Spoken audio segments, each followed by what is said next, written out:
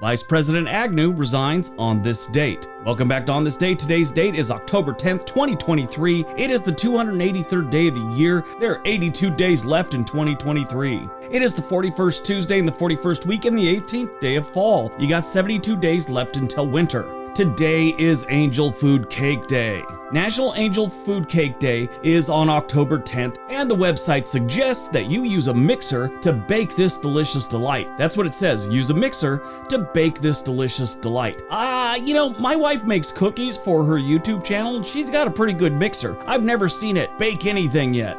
I just went and talked to my wife, and she confirmed her mixer does not bake anything. I think they need to reword that. Anyway, Angel Food Cake is pretty good. This spongy and fluffy dessert's name is derived from its texture, light and airy, and is enjoyed by thousands all over the world. Now, has anyone touched an angel? How do they know an angel is light and fluffy? Spongy and fluffy, I should say.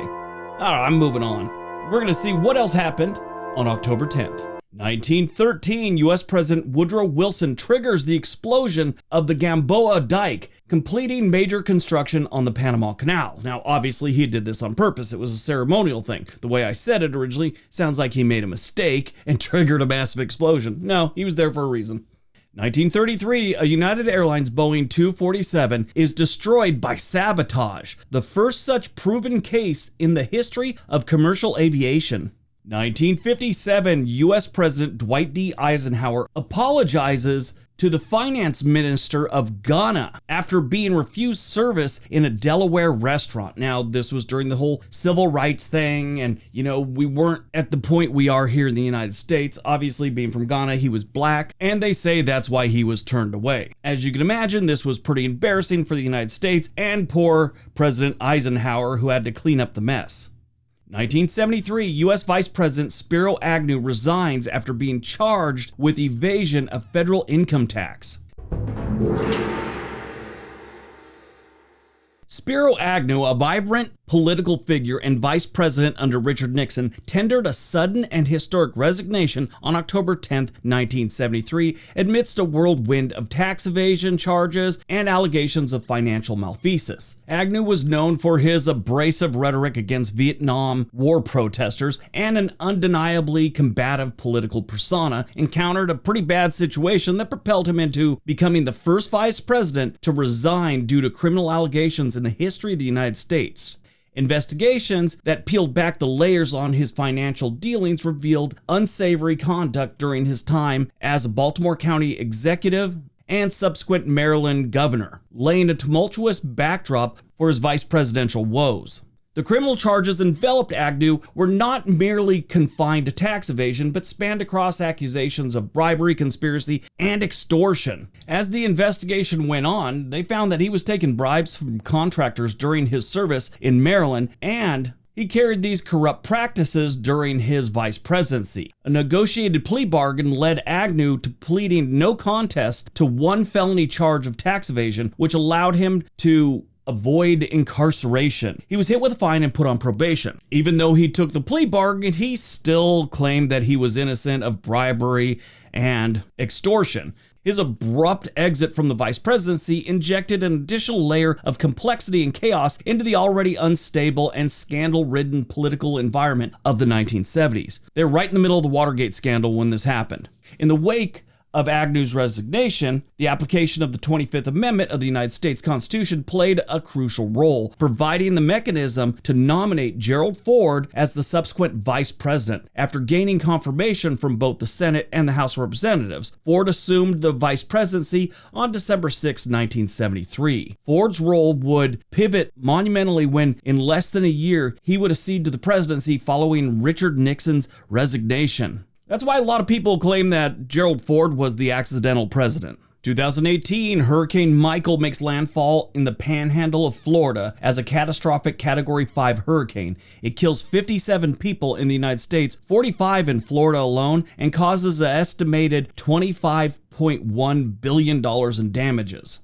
Movies released on October 10th, 1980, Private Benjamin. This is one of the funniest movies you'll probably ever see. I know the American Film Institute's 100 Years, 100 Laughs list put this at number 82. I think it could have done so much better. It was an interesting movie about a spoiled and wealthy young woman who joins the United States Army after her new husband dies on their wedding night. The film was nominated for an Academy Award for Best Original Screenplay. Goldie Hawn was nominated for an Academy Award for Best Actress, and Elaine Brennan was nominated for Best Supporting Actress. They didn't win anything, but they should have. Comedies never win at the Academy Awards, no matter what. But one thing that always stuck with me about this movie, she goes to recruiters. So she's having this, life crisis. Her new husband just dies on the wedding night. So she goes down to the recruiters. She wants to get away. And he starts, back in the old days, recruiters would lie to you. Nowadays, they're very straightforward and everything's in writing. They can't lie to you. I'm sure they still pull some shenanigans, but back in the day, they would straight out lie to you. I was at Fort Ord when I was in the military. That was my first duty station. And in the movie,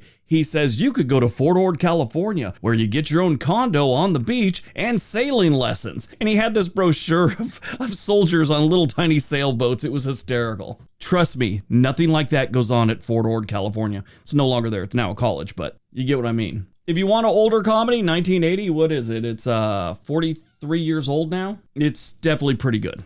Born on October 10th, 1974, Dale Earnhardt Jr., retired NASCAR driver who won the Busch Series Championship in 1998 and 1999 and the Daytona 500 in 2004 and again in 2014. He went on to become an analyst for NASCAR for NBC. It's really interesting, it just seems like those NASCAR guys raced forever. He didn't race as long as I thought he would have. His father was a NASCAR racer too, in case you don't know. And if you're into NASCAR, everybody knows who Dale Earnhardt was. Sadly, he died in an accident during a race on February 18th, 2001. And, I don't know all the ins and outs of it, but I'm sure that played a part in his son retiring early. Besides the tragic death, what was interesting about that race, he was kind of blocking for his son, who was in second place, and a good friend of his, Michael Waltrip, who I don't think Michael Waltrip had ever won a race to that point, and he'd been a racer for like 10 years. At least in NASCAR, I knew he had driven on things. I don't know all the details, but that was his first win.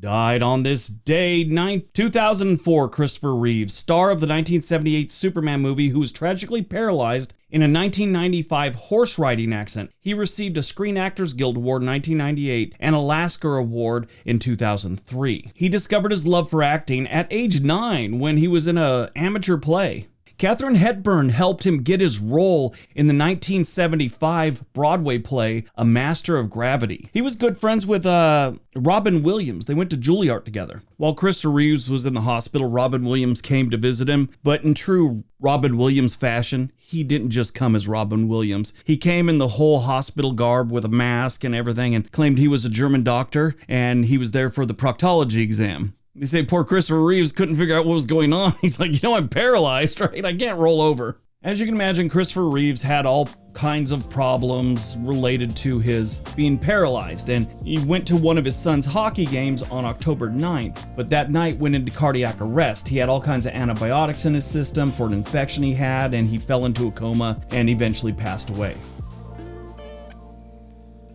All right, that's today's video. Hope you guys enjoyed it. Hope you got some information out of it. Now go out, have a great day, and be nice to each other.